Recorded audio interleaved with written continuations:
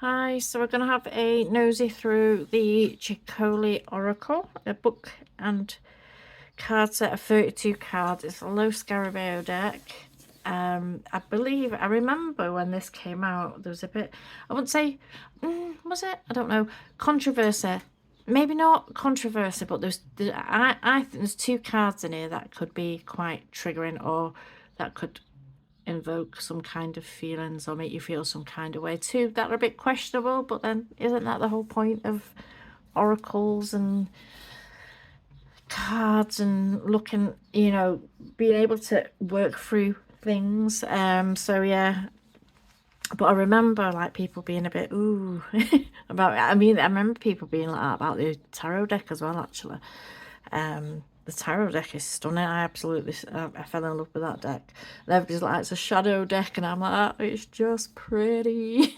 It's just a really pretty deck. Just all like creepy children and stuff like that throughout it. And that's my aesthetic. Creepy kids. So let's have a look at this one. Right, so it comes in a 2-piece box, being low Scarabeo. I think what you tend to find with low Scarabeo decks, what I tend to find, I don't know if everybody tends to find this, but the guidebooks you get, this one, it has got a beefy guidebook with it. You get quite a chunky guidebook with it, but there's only going to be about 20 or 30 pages of it that's going to be in any one language. Right, so 31 pages is in English, so I'm assuming it'll be the same for the rest of the languages. And what I find with low Scarabeo usually, unless the person that's created the deck and the book has been English or English speaking, then the guidebooks are usually absolute gibberish. And it's because it's been translated from whichever language it is into English in the most basic form. So I think the worst one I ever had, I've still got it, is the Dark Mirror Oracle. It's absolute, if you read through the guidebook of that, it's absolute nonsense. And I think the first time I actually used that deck, I pulled a card from my friend and I read out, and then she's looking at me and I'm looking at her, and then I'm like looking down at the page and like scanning over it again with like trying to figure it out in my head. And I'm thinking, have I just chatted absolute nonsense, absolute bollocks? And I had, but it wasn't just me just skipping lines or doing my poor out loud reading. It was literally the way it was worded in the book. So yeah, I found that was low Scarabeo. I think this one's not too bad.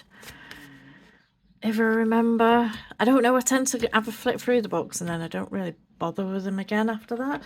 So it comes in a sturdy 2-piece box. It's only got 32 cards. That's just the inside of that box. It's only got 32 cards. That is the backs. So they are reversible. And we'll have a nosy. We'll see at the end, won't we, whether it's gibberish. I just know about low Scarabeo.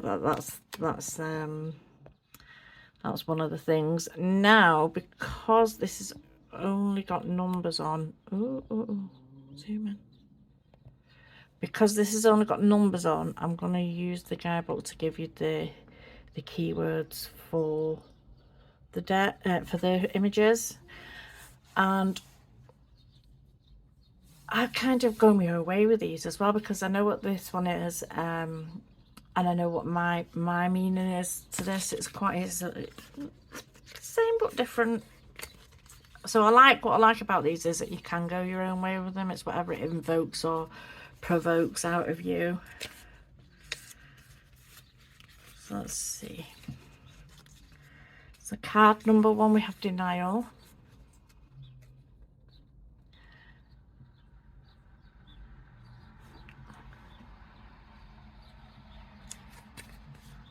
Number 2 is distraction.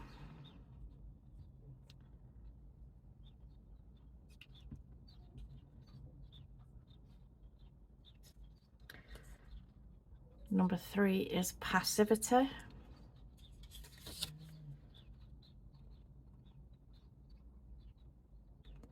I absolutely love these images. Number 4 is vigilance.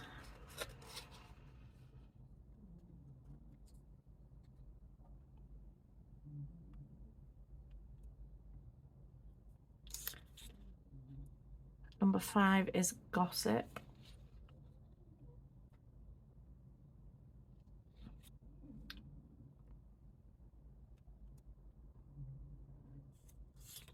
Number 6 is innocence.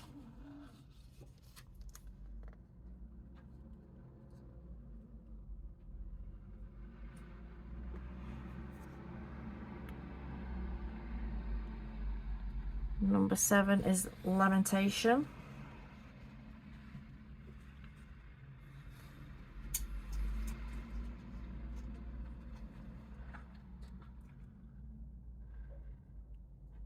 Number 8 is motivation.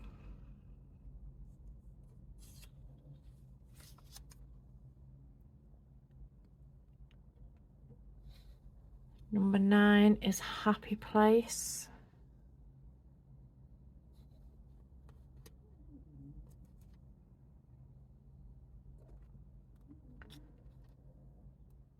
Ten is advice. I love that card. Absolutely love that card. Go lie down, Crew. Go on.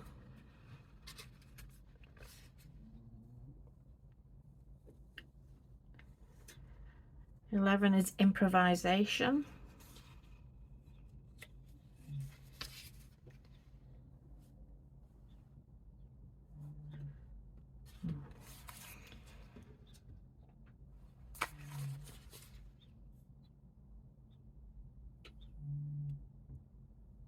Twelve is hello.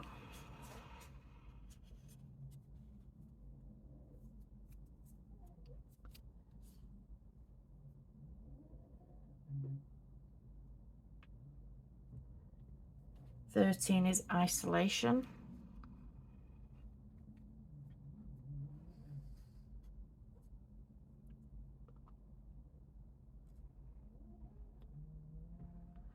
This is one of the ones I think can make people feel some kind of way. 14 is patronage.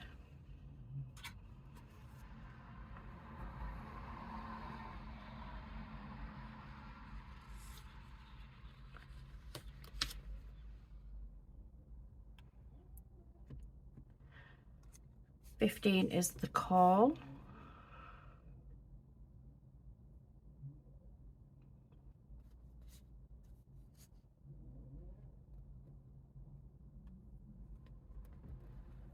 16 is expedition.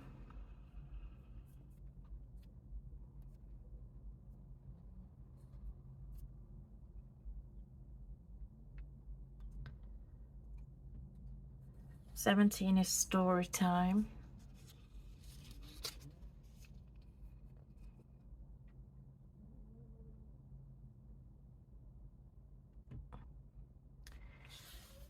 18 is retreat.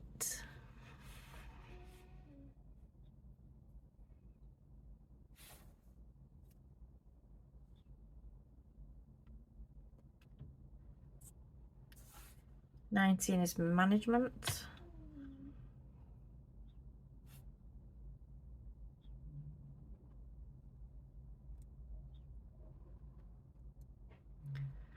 20 is karma.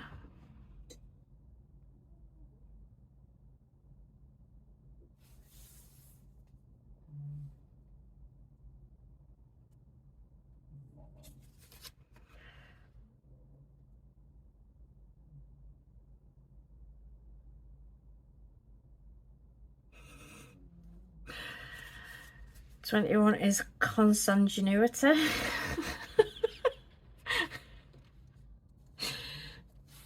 My brain was like, nope, you're not saying that. You're not saying that. I'm surprised I got that out in one go. 22 is plenty.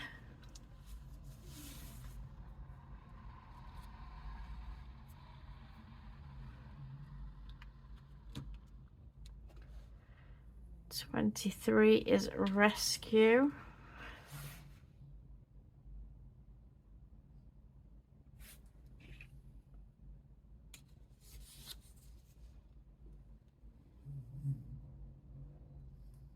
24 is strategy.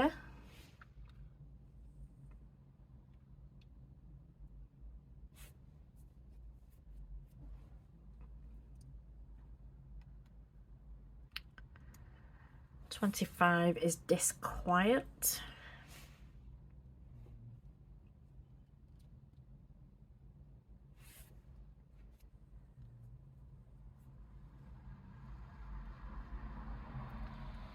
26 is acceleration.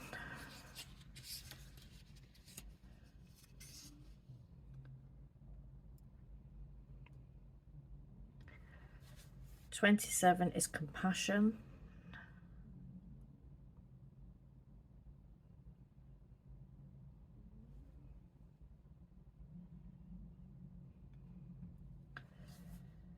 28 is intimidation.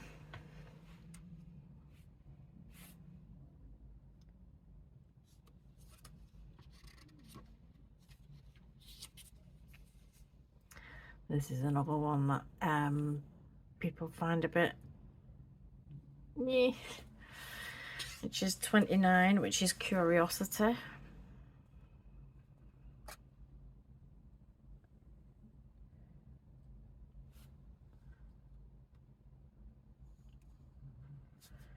30 is victory.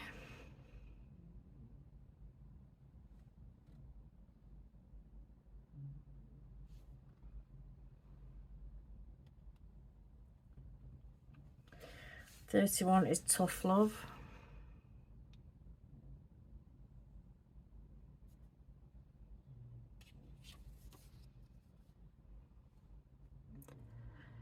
32 is wish.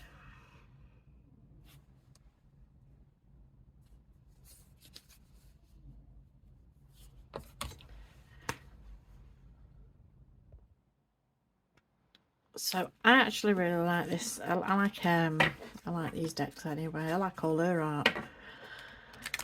Nice to shuffle. It's only a small deck, so it's not too much of a handful. I could probably shuffle it either way.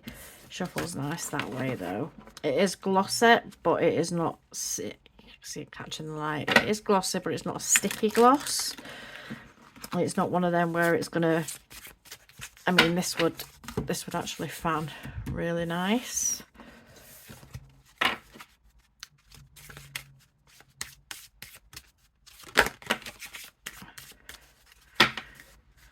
It is actually a really nice little deck. So I'm going to read for compassion.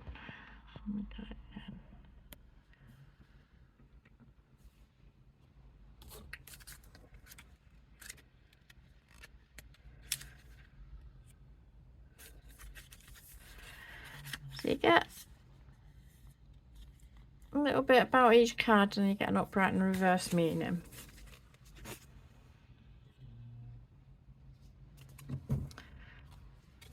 Okay. If you've been harmed by someone, your pain and anger are legitimate responses. If you find yourself stuck in a wounded place, you can heal your heart by filling it with compassion. Compassion isn't pity or even forgiveness, it's suffering with putting yourself in other person's shoes and imagining what they are going through. Even the very worst people deserve some modicum of compassion. After all, you have to be pretty damaged to want to damage someone else.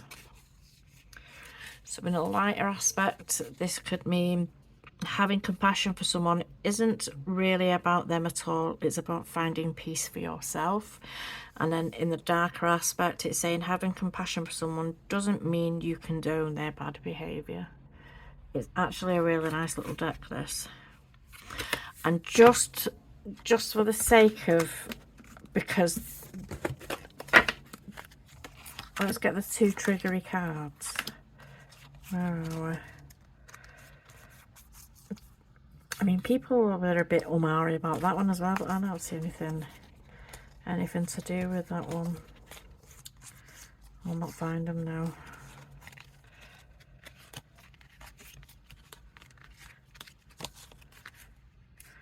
Oh, come on.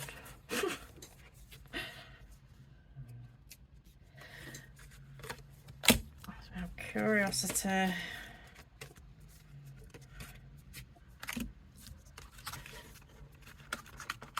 that one.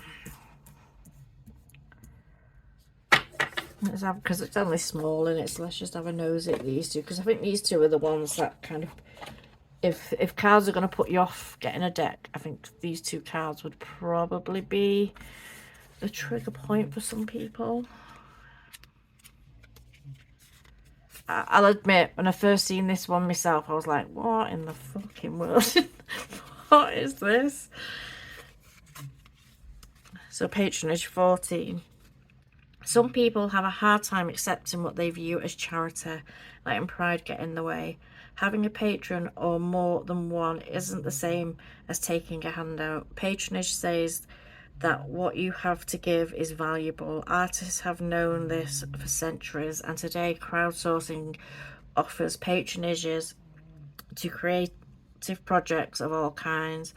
Shift your ideas about giving and taking and look around for sources of support. If you are a giver rather than a recipient, be sure that your patronage isn't flavoured with condescension. So in the light, it's be grateful, but don't grovel. And in the darker aspect, it says support with a lot of strings attached takes the joy out of it for everyone. So it's about like kind of not being put on by others. It's about being in a willing, giving, receiving relationship with people, if that's so the way it is to be, and you know, be open to be given and open to receive, and don't feel put out by it, or don't feel like you have to attach strings or have people attach strings to you for it. So don't be taken advantage of, basically. So it's actually got a good meaning. So let's see, 129. Curiosity. Healthy curiosity is a good thing. It's what drives exploration and invention. The desire to expand your sphere of knowledge keeps you enthusiastic and engaged with the world. But when it comes to curiosity about other people's private lives, consider how much you really need to know. Don't seek out information that you wouldn't ask for face to face. Consider how much of your private self you are giving away to the overly curious, and scale back if necessary. So in the light, it's protect your privacy, choose carefully what you share in public, and in the darker aspect, it's don't poke your nose into things that aren't your business. So although the cards themselves, image wise, can be a bit jarring, maybe, you know, the meanings are actually really good in the book, I found. The whole deck's like this. I mean, I wish I could go through every one and just like read everyone to you, because it is. I think the whole deck's lovely.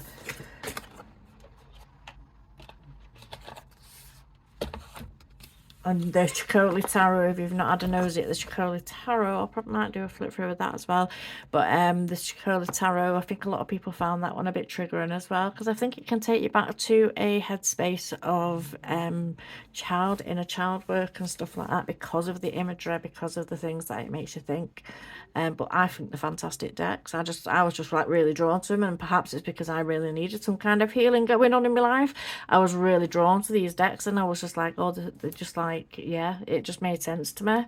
And this deck was no different. This deck just like straight away when I seen it come out, I was like all over it. So that has been the Ceccoli Oracle book and 32 cards by Scarabeo, and it is by Nicoletta Ceccoli. I can't remember where I bought this one. It was a while. I've had this one in possession for a while. Okay, shall I leave that one there?